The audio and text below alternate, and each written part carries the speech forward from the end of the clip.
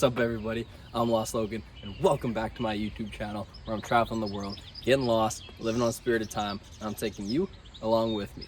Let's roll.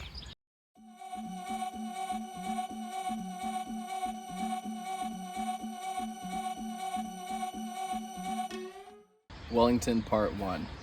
Auckland treated me great. How well was Wellington gonna treat me? Well, not too bad either. Ton of cool stuff to do in Wellington, like Zealandia, conservation area, quite a bit of partying again, and something to do with the real Slim Shady. Anyway, you'll find out here.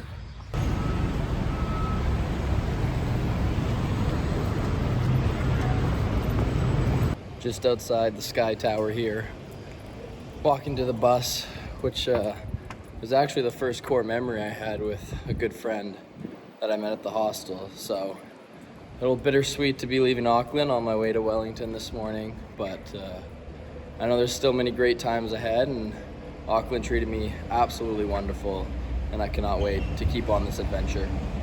Let's go.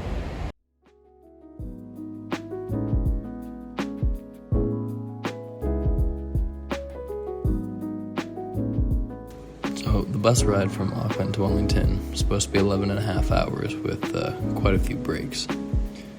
I wanted to take this bus ride in the daylight instead of the overnight bus because since I was skipping the entire North Island, I at least wanted to see all its scenery.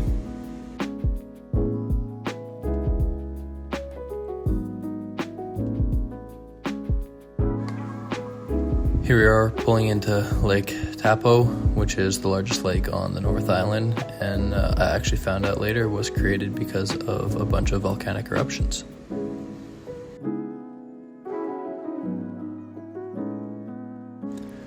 Also, shout out to the bus driver who knew we were running behind but still stopped to let us take a photo of this beautiful mountain on a clear day, which is not always promised in the North Island.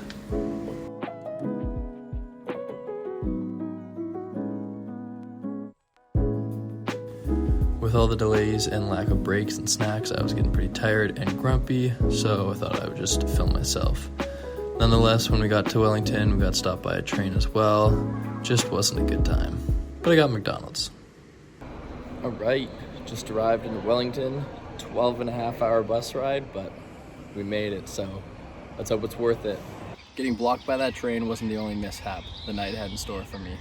I booked in at Hotel Waterloo Backpackers, which was the lowest rating out of all the hostels in Wellington, but also the cheapest, so I wanted to save some money. Well, I can see why the ratings were so bad. So, just checked in, went to the room, dirty bed, no sheets made. Took me about 10 minutes to finally get a new room for tonight, then move back tomorrow.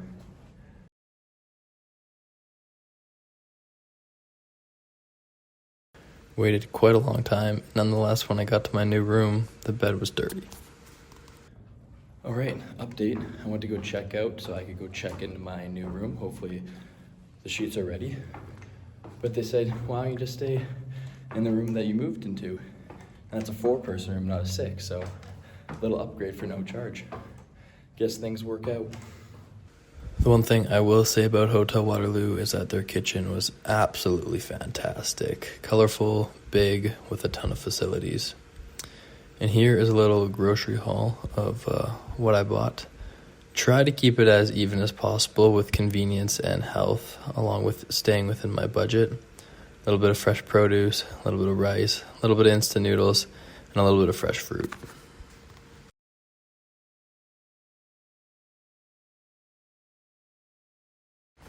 And after those beautiful groceries, that was my supper. So, now that I'm situated in Wellington, I thought I should go out and explore. My roommate suggested we go to the Bananagrams World Cup. And for those of you that don't know what Bananagrams is, it's like Scrabble, but a bit different. So I thought, yeah, let's go.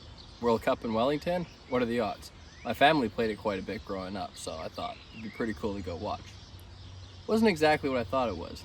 It was actually just a tournament held by Scrabble Wellington, and you could sign up to play. So I thought, why not? Let's go for it. It was actually a really cool venue and a really cool event, and I thought I'd sign up with the roommate that suggested going against it. I actually almost lost in the first round, even though my roommate was German and their second language was English. A little bit of a wake-up call for me, but nonetheless, got taken out in the second round. After that, we walked up to Mount Victoria, to the lookout, and just another great scene in another great city. Here we stumbled across what I still don't actually know what it was, but something to do with traditional culture and dancing. So I was a big fan of standing here on the street and watching them do their thing.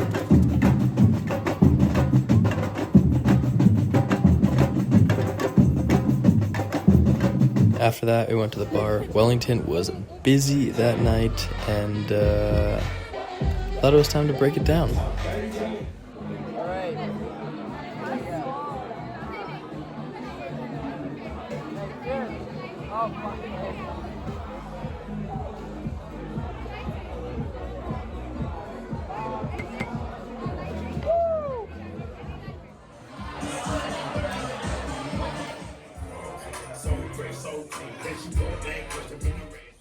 So, after a nice night out, meeting people from the cool hostel, and dancing till 4 a.m., we're gonna go to Zealandia, which is a conservation area within Wellington full of native birds.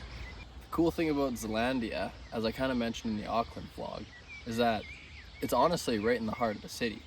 It was about a 45-minute walk from the hostel, and if you took the cable car, it was around 10-15 minutes. Once again, went for my morning walk to clear my head, and then we were off to go see Zealandia, stopping first at the Botanical Gardens of Wellington, meeting a new little friend, and seeing some honky-tonk blues.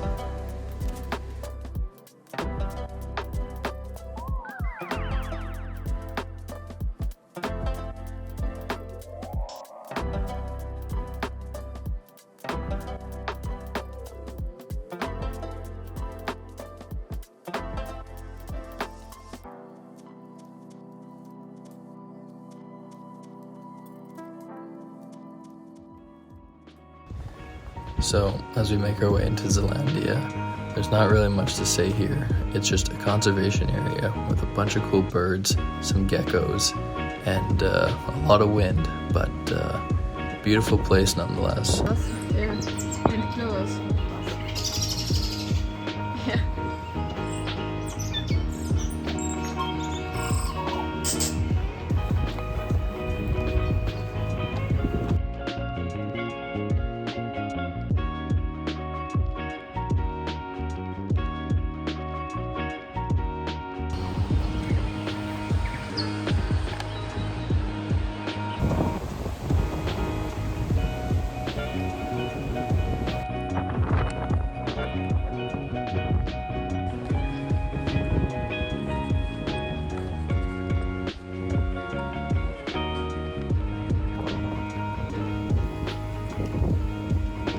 This was the one designated lookout point in Zealandia, and as you can see, for being so in the city, it's just absolutely incredible, the greenery there is.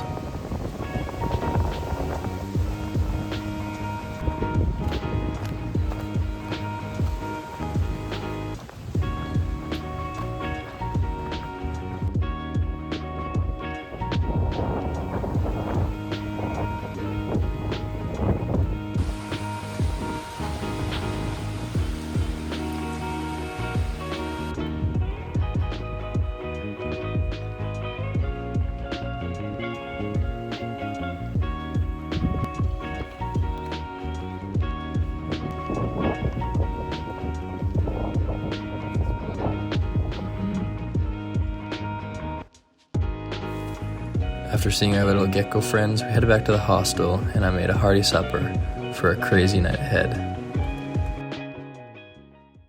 After seeing all of Zealandia's beauty, we went back to the hostel and we thought, what else could we do today? And then we thought, why not dye Scottish lad's hair blonde? And he said yes, so the rest is history.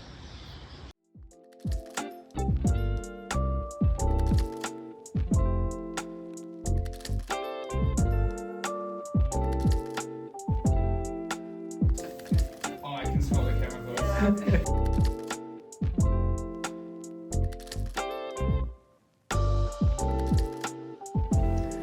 was absolutely no shortage of dye on my man's head, but we wanted to go blonde as possible, and it started to look pretty dang good.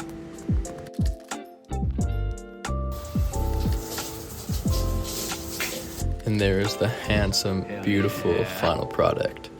Obviously, we had to go out for some celebratory drinks to celebrate the awesome new look.